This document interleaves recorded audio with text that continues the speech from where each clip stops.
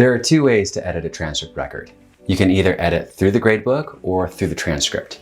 In this video, I'm going to be showing you how to edit a transcript grade directly through the transcript. You will need admin full access to do this.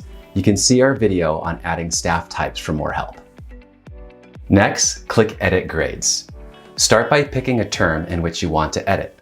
The ones in black are terms that have been added by concluding a gradebook. The ones in blue are terms that were manually added. Next, select the student and the class you want to edit. You can change the grade here. Next, press Save Changes and you're done. There's one caveat you have to understand. If you're editing a grade that came from the gradebook, a black term, not a blue term, the grade will revert back to what it was if you were to reconclude the class. Since the grade originally came from a gradebook, if I were to change the grade here from a 75% to an 85%, then reconclude the gradebook, the grade will revert back to a 75%. So if you think you might reconclude the class that you're editing, then it's safer just to edit the gradebook because reconcluding the class will override anything that you enter here.